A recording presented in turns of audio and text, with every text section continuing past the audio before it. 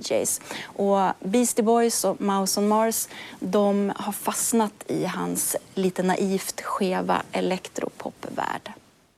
Testing, 1, 2, 3. Testing.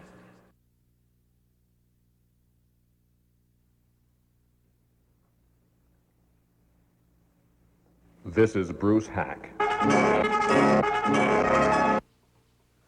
If you don't know about Bruce, then yeah, it shows how well he hid. I mean, cassettes of his music had been floating around with our friends, you know, for years, but nobody really knew that much about the man. He was sort of detached.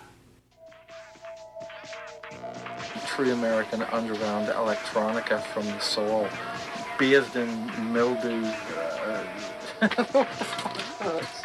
Bathed in mildew. My music encompasses all forms, produced electronically on synthesizers which I have built. So Bruce Haack. Bruce Haack rules. He's a genius. I only wish I'd discovered him when I was a little kid. I didn't discover him until a couple years ago when everybody else did. But boy, I would have grown up much better. My instruments are programmed in unique ways, such as the principle of human skin contact. Bruce Haack, the party machine. I'm the party machine. I also synthesize all types of music and sound. Well, I'm sure his experience as an 8-year-old taking peyote with Indians has a lot to do with the way some of his music turned out. My new concept of an electronic voice can be programmed to say or sing anything solo or in chorus. The gimmick that they wrote upon back in the 60s is this is the music of the future. And everybody thought it was a gimmick, and they were completely serious. And it did turn out that the music holds up, and it is, you know, fits in seamless to what people want to hear today. My own brand of electronic rock. And now people like him and people like you can, like, bring Bruce Haack back onto the scene. Is he still living, by the way? No. Oh. Will you tell our panel, please, what your name is and where you were from? Yes, sir. My name is Bruce Haack, and I'm from the town of Rocky Mountain House, Alberta, Canada. Rocky Mountain House, Alberta, Canada. Yes. The gentleman's name is Mr. Haack, H-A-C-K. By the way, he is a musician and a composer, and quite good.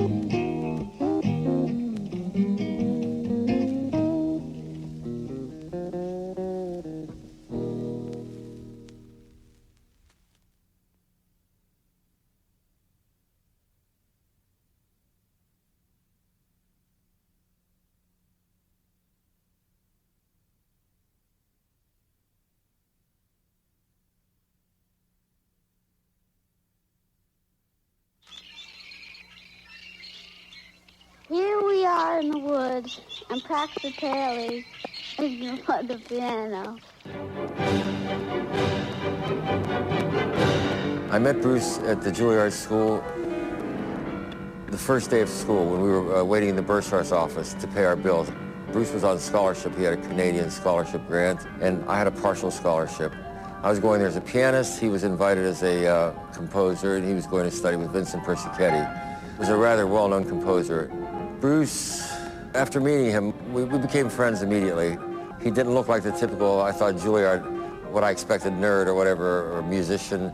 I don't know that we went to coffee that very same day, but we struck up a friendship immediately, and we were in a lot of the same classes. We had sight singing together, we had theory class together.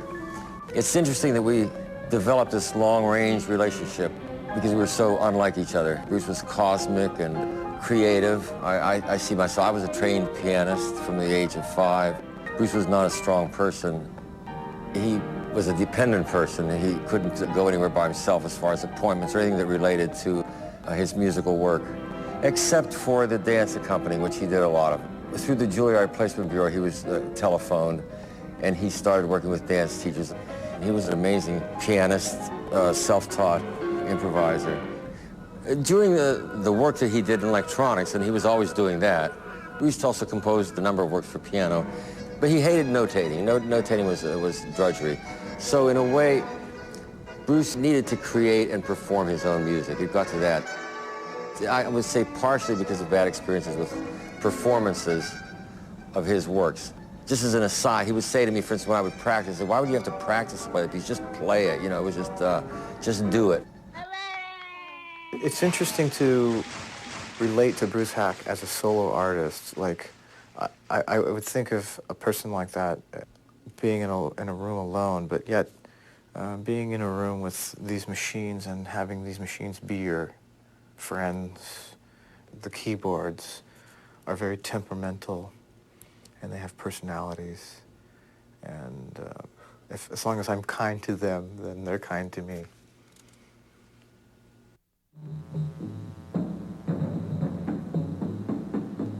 Now, Bruce, I've heard some of your tapes, which was the reason that I invited you here today. And what impresses me about them is the fact that although you're using unfamiliar materials, the organization of them is very apparent and clear to someone listening.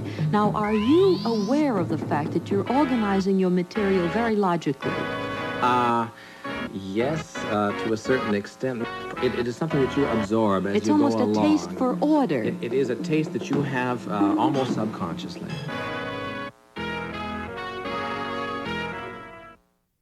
Well, both of us wanted to make the big time. In other words, I wanted to be a pianist. Obviously, he was going to be a composer. So he wrote a lot of pop songs, and we thought we would go to Tin Pan Alley and do our rounds there. But again, just in relationship to the work ethic, I used to have to prod him to go. And then we would start at the top of the Brill Building and then get rejections from all the secretaries all the way down. So if we lost, then we'd just go and spend more money. We had some money problems, but I had some help from home. Bruce didn't. He was very much on his own.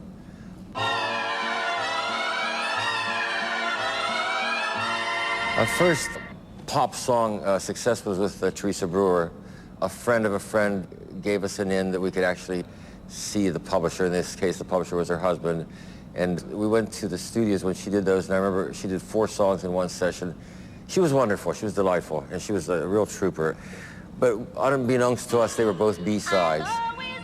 Satellite, she was supposed to sing on the Ed Sullivan Show one night, and I think I had all of McKeesport watching, and Bruce had all of Rocky Mountain House, Alberta watching, but she didn't show up. And that was a live show, so it was a big disappointment.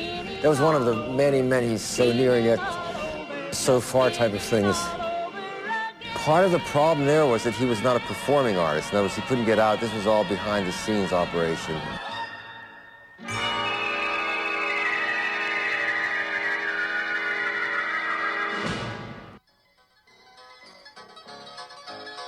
I guess I liked the entertainment business more than he did. And because he was reclusive, he also was not the kind of person to make contacts at cocktail parties or other events. Now, he loved throwing parties, and he was a great cook, and we had some good friends in New York. A friend of his, Jean Wexler, I mentioned her earlier, was one of the dance teachers he worked with in Scarsdale, and she knew the producer, director, I think, of I've Got a Secret.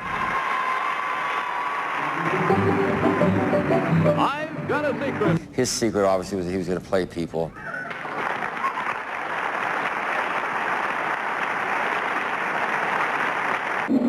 First, you will see him go over to the instrument over there. Now, the first thing that you see is purely and simply a loudspeaker.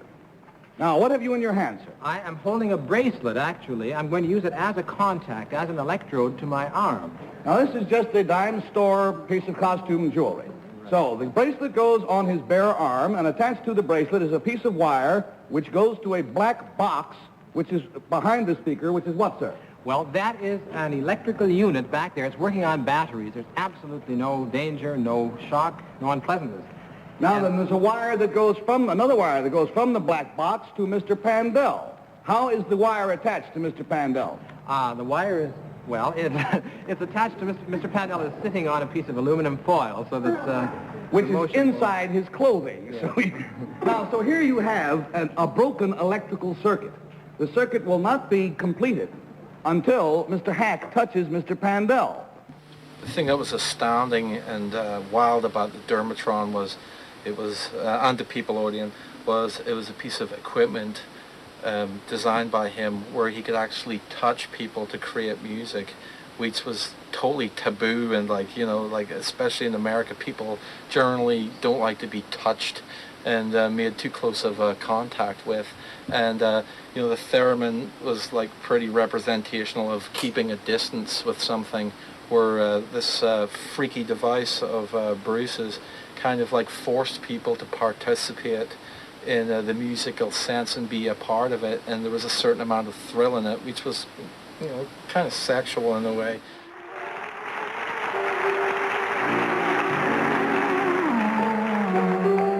This touch gimmick, as I have it, is actually producing sound when you are touching. Togetherness, touching minds, touching bodies, and also touching ourselves without and within. And what a great way to make music, to make sound really together, and thus producing sound. It's like there's an artistic result from the touching. That's great. That's great. That's magnificent. Well, then, my friends, you have it. You have just seen musical history made before your eyes and ears, because for the first time in public, a performer has played a piano player. I think Bruce takes it a little further because, as opposed to a lot of electronic artists, they had lyrical content.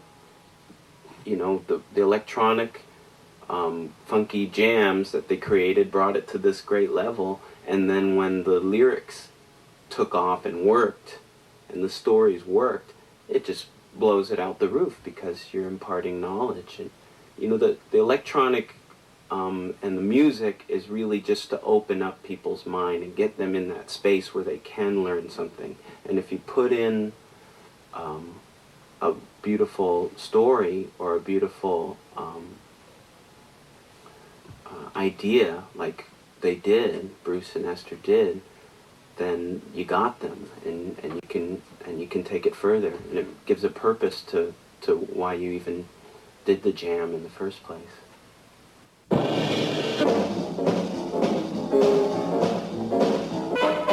I'm Miss Nelson. How are you? I'm here to sing and dance with you.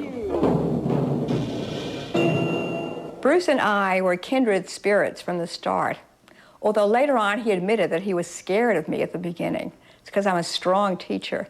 And Bruce would hide behind the piano. He would never come out, especially when there were adults coming to watch the classes. And sitting behind that tall, old-fashioned upright, he never missed a beat of the class. He was just amazingly tuned in, and we were very tuned into each other.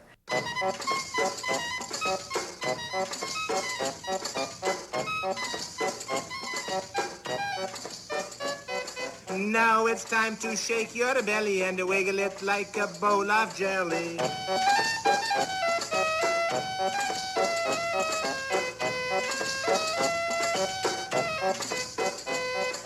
Now wiggle everything you wish and shake like jelly in a dish.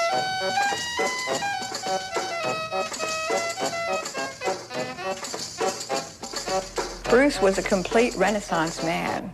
He could paint, He could write poetry. There wasn't a creative venture that he was not part of, besides the music as well.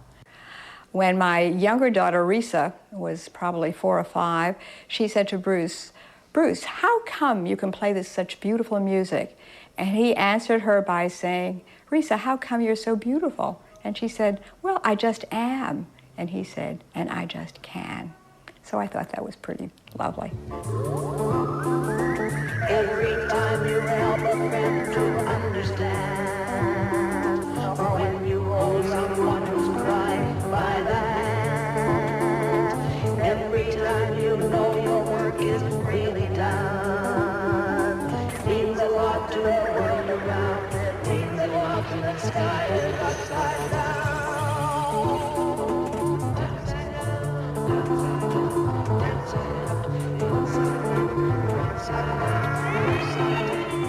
People used to think that they had to talk down to children, and that's totally incorrect. What you want to do is bring children up to your level by offering them things of quality, and that's what we did in our records. They were creative, they were unique, and Bruce did all kinds of amazing things with music.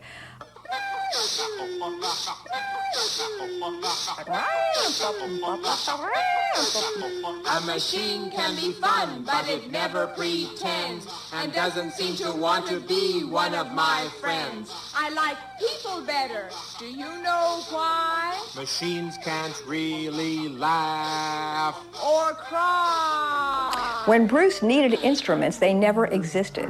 They only existed in his head, and so he had to invent them.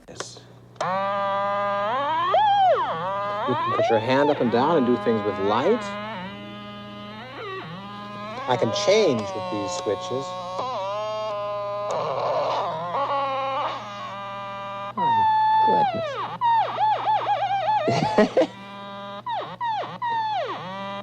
And you use this for your dance class? We do, Mr. Rogers, but we use it in a different way, though. I'll clap my hands, and this computer will go on like this. It's warming up. It surely is. I think it's starting to make music. Oh, I bet the children love this stuff. They do. We had no money. We did our first record with a $7 microphone, and when the garbage trucks went by at 11 o'clock in the morning, we had to stop recording because we didn't have soundproofing. And the people who helped in the shipping and in the billing and in the running of Dimension 5 were my children. And it was a tremendous amount of effort and energy. Wow. Hey, what's that over there? Why, that looks like a flying saucer. Can it be one? Miss Nelson, there are 2. There are 3 of them. And look, Bruce, there's even writing on it. They look more like records than flying saucers. They really do. Bruce, I don't believe it. Those are our records. Those are the dance, sing, and listen records. Maybe they always were flying saucers all along. I want to thank you. I thank you, many thousands of teachers and kids, for believing in my work so that I could build my dream machine and this album and the 10 albums before. Each day, as I watch the snowflakes or smell the honeysuckle in my beautiful valley, I thank you, and you know who you are. I thank you, and this old man thanks you too.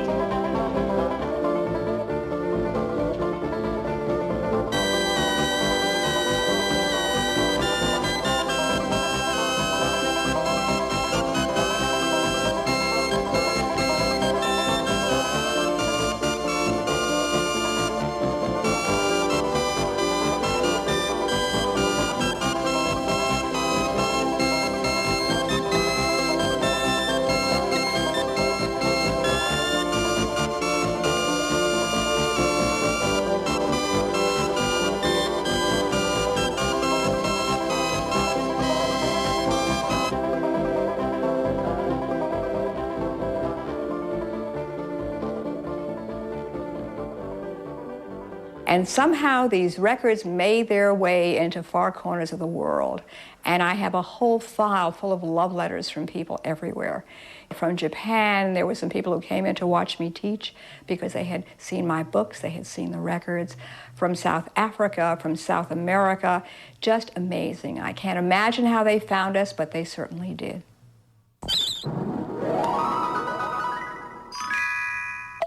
Bruce saw himself, I think, as a teacher or as a guru, but not a teacher in the typical sense. In other words, if he were teaching an institution, he would be completely unstructured. But he saw himself as a teacher of freewheeling.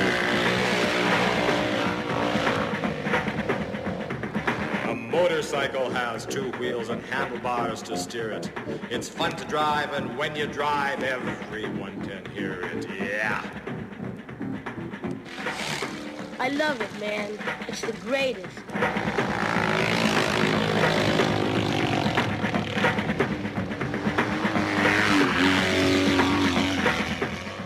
Well, he used to call us his star children, you know, and so he was always thinking cosmically, almost as if, yeah, he was relating to something telepathically, to something going on Mars or somewhere in the cosmos. You know, as a little child, we discovered him playing around the apartment complex. We would see him occasionally through the window. He was sitting there with probably a 5x4 sheet of plywood with all these series of wires and just everything coming out of it. And then later on, you know, Bruce discovered us as well, and he would invite us into his studio, the Blue Room studio, he called it. And some of the things in his studio that were really interesting that always caught my eye were the skulls and many gargoyles, and there was always something different in there all the time to catch your eye. Spiders are insects' cousins, and there are spiders by the hundreds of dozens. They lay many eggs, they raise many kids, and their scientific name is arachnids. It was almost like a tribal ritual. You would go into his music room and he'd give you these gadgets and whatever and say, come on, let's do it. And in that sense, I always felt that for my mind, he was my first introduction to jazz because I thought he was very jazzy, his music, before I ever even knew about jazz.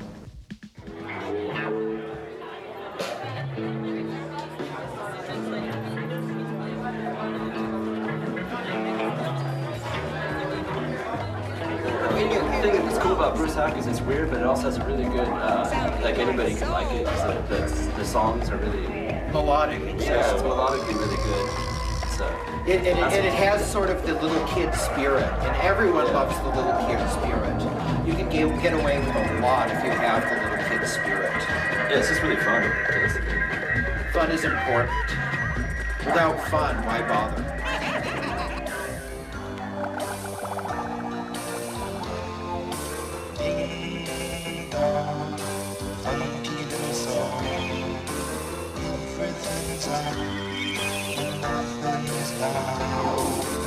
Everything's right and nothing is wrong, 'cause we got our own songs. So it was like a real fantasy land. Every time I went there, I never knew what I was going to expect, but I knew it was always going to be exciting and fresh and a lot of fun. So tell your friends to light both ends in, turn your wheel with both feet off the ground. He eventually would get secluded, and he would go into his work for quite some time, and then, you know, he wouldn't accept visitors. You know, we would come over and we would just sit around and we'd smoke little beadies, little cigarettes, you know.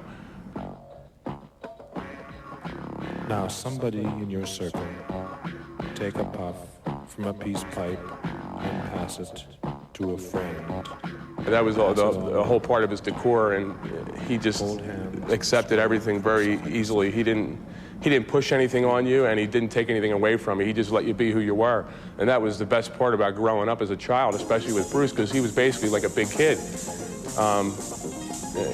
Maybe as a kid being lonely, he didn't have those little kid figures to grab onto, and I think maybe that's when he kind of clinged to us and we clinged to him, and he accepted it just like we accepted it. He was definitely a free spirit and not afraid to try new things, which I guess later on are some of the things that were part of the definition of hippie, dropping out of society and not following the 9-to-5 world. If we look at it in that perspective, Bruce was the hippest hippie that there ever was. Butterfly soon to fall, all is love, love is all. Tell the world what you know, what you knew long ago. You can fly, use your wings, touch the love in all things. So he was really out there in some respects, but I think he really believed and felt that, you know, through music, he could reach really the entire gamut of an audience, from children to adults. In that sense, I think that's what his music was striving for. He looked on the established classical music world and the pop world as just like anti-music. Maybe that's why he never got into the mainstream.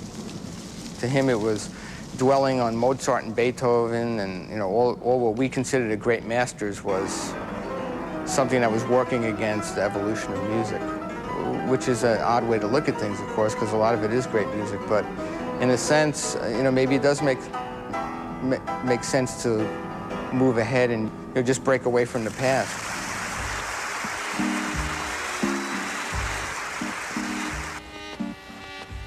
This trip,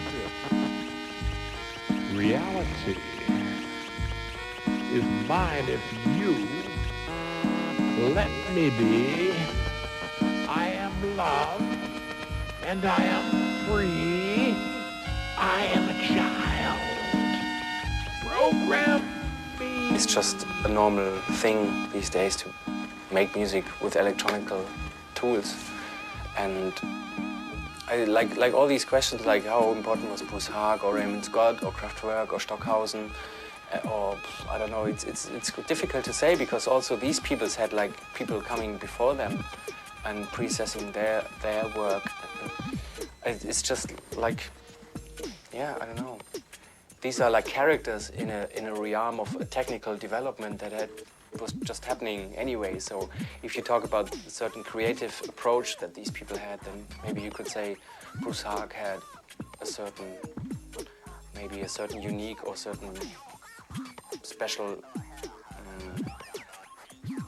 way of making his stuff. So hush, little robot. Don't you feel sunk? You're still my favorite.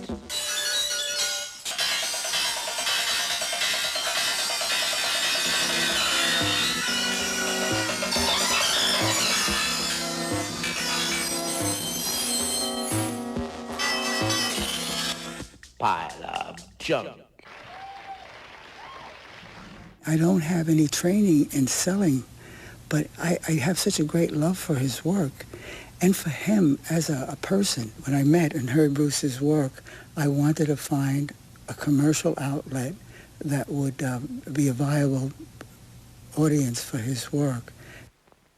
This is a game and everyone plays it. Booby trap, booby trap. It has a trap and all of these pieces. Booby trap, booby trap. Pull back the spring bar. Put in the pieces. Then away you play.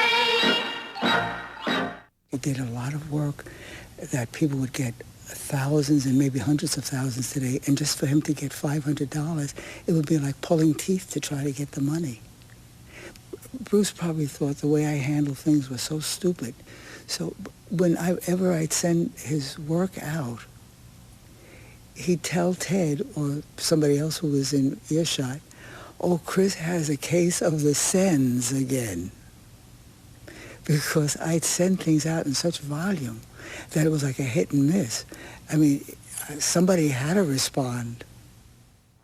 Well, this is a recording I did for Columbia Records. It's called the Electric Lucifer CS9991.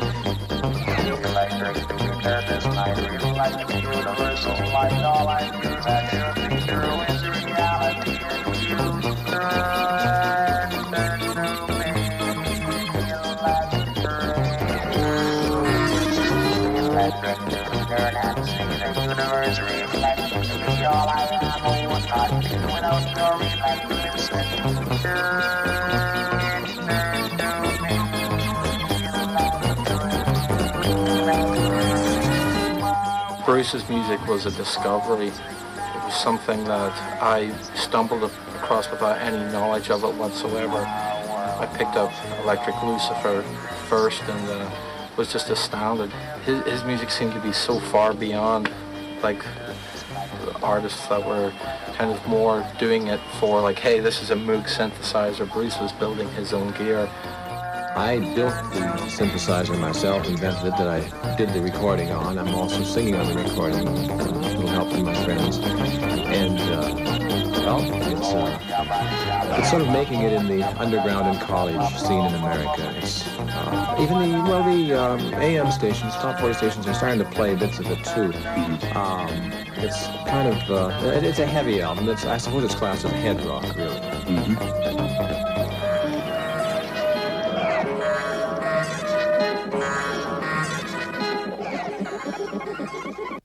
At that time, Bruce was very depressed and down because he wasn't happy working with so many people in the business. That's the kind of thing he wanted to get away from. He liked to be a child and be away and have fun, but he couldn't even do that successfully. So he took to taking more and more drugs and started drinking heavily again and mixing the two. He'd take he'd be popping pills and then smoking peyote.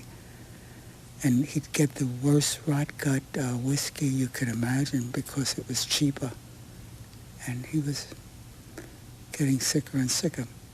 But then he'd have times where he'd dry out and start creating again. And what he created sometimes was even better than what he did before that.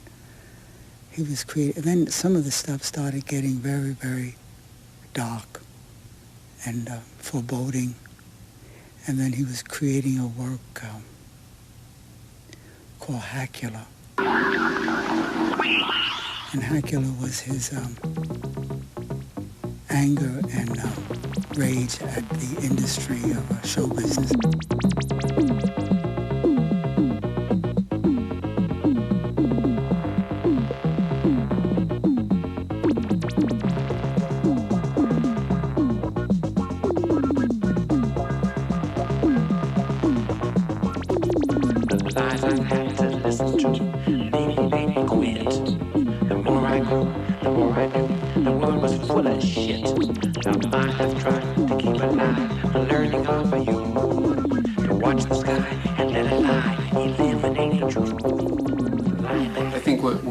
About like the Hackula album is the honesty in the lyrics. He was saying stuff that you don't normally hear. It's like there's a human voice just telling you like it is. It's the same thing to me as like a great old blues singer. You know, just a very simple, direct message from a person, and instead of some showbiz act.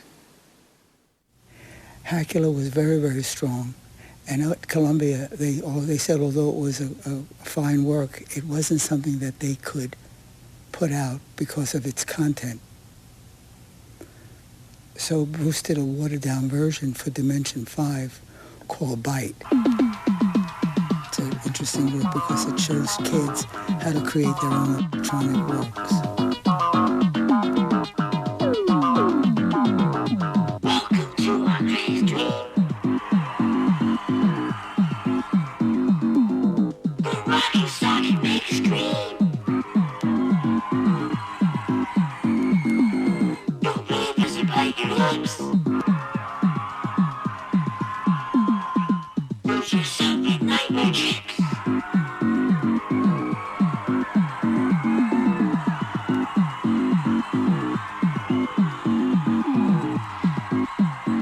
After Bruce had finished by it and it was released, Bruce met Russell Simmons, who happened to be one of the biggest record sellers in the business with rap and all of that.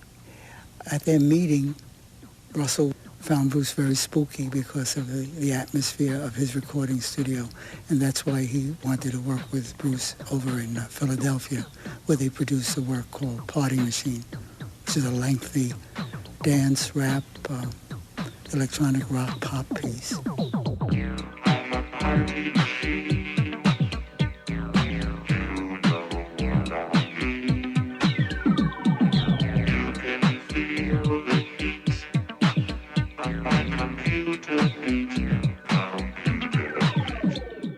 Yeah, Party Machine. If it in fact is the last recording that Bruce Haack ever did, it was a very cool way to have your last song be this song, and also a song that's going to project forward.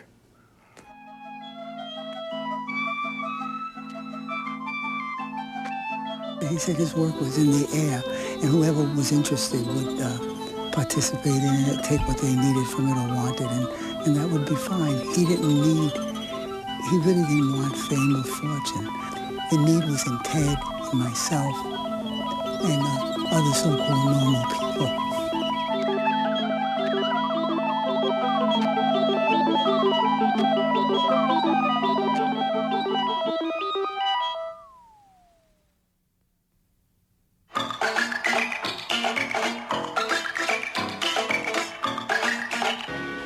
So this is Mouse on Mars, and we sampled Bruce Haack accidentally. I mean, it's not like we are not like in the studio and we look out for samples. We don't listen to records and think like we're gonna use this sample for our stuff. It was just like in this situation, the sample fitted so much and so well into our music, so that we somehow had to use it.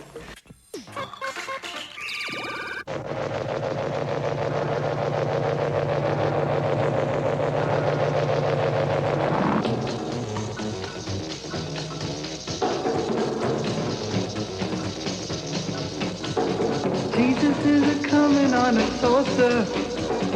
Jesus is a-comin' from the sea. Jesus is a-callin' from away out there. And Jesus is a-callin' me.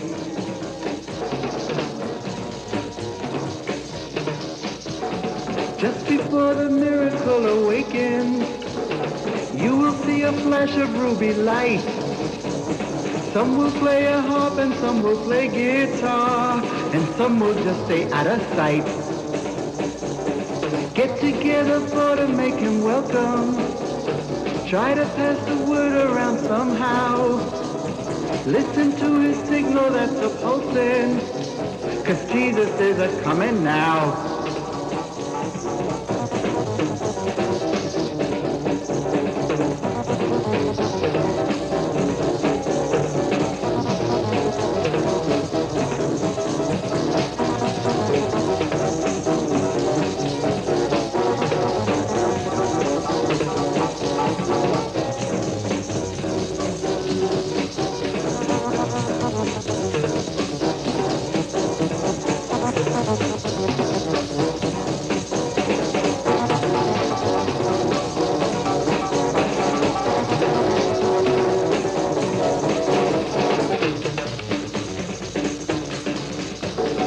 Steer the ship and steer it well.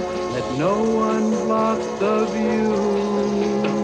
Watch the star that meets the storm and guides the captain through. All men who love the earth, friends of the universe, don't let creation die. Oh, hear the children cry. All men who love the earth, friends of the universe, don't let creation die. Oh, hear the children cry.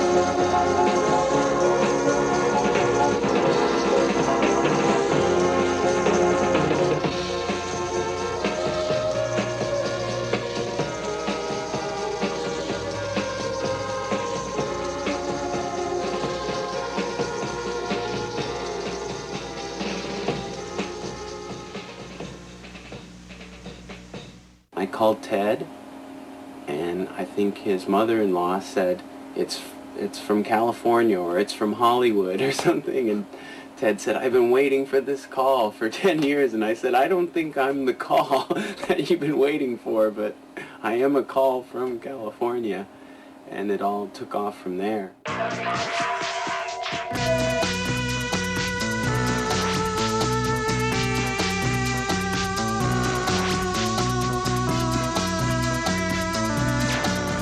What I loved about the idea of the concept album was like people pretty much so chosen for their love of Bruce's music and their own uniqueness in electronic music. Also, of course, because the album had a primary link to children and autism, made it even more so worthwhile. Soul Transportation was remixed by DJ Me, DJ You. Not only we like the song, it isn't really exactly a song, it's a spoken word, and it's to get kids to meditate or do kind of like astral traveling. It's been overwhelming. You just look at the tribute record and who's tributed to it. How exciting they are, and people, sacrificing everything to give to it. I think Bruce would be into it as well. I think he would be down with it.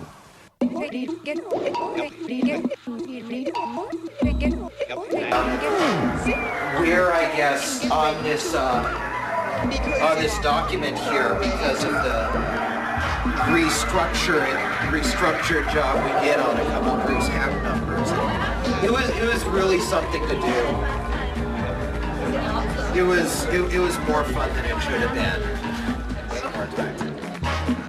Benefit albums are hard. Albums where multiple artists on multiple labels are hard. You put the two together and you add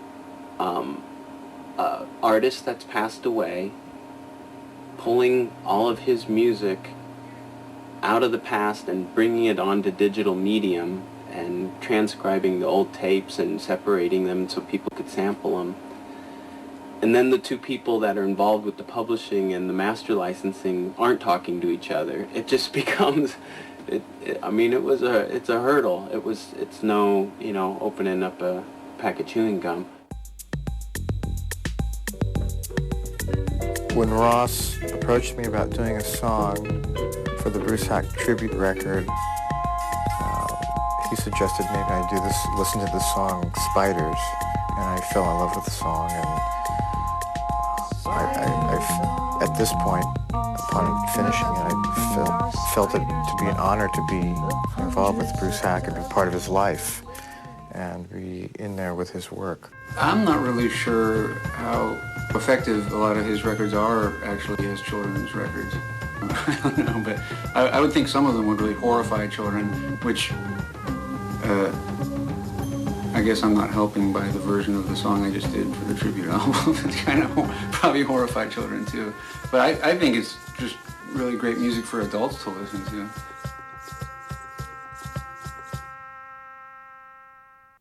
The purpose of the album was to people to rediscover Dimension 5 music and people to rediscover Bruce and Esther's work, and also to get a big group of artists to rediscover it also, and to try to take what they did and not only get people to check it out nowadays, but to also raise some money to help out kids that want to talk and communicate. There he goes.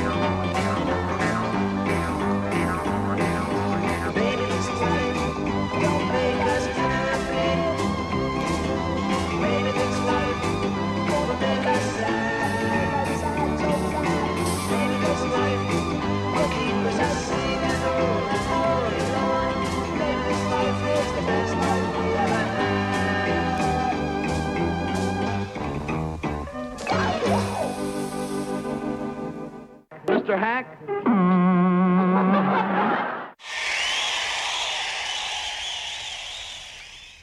Thank you for listening.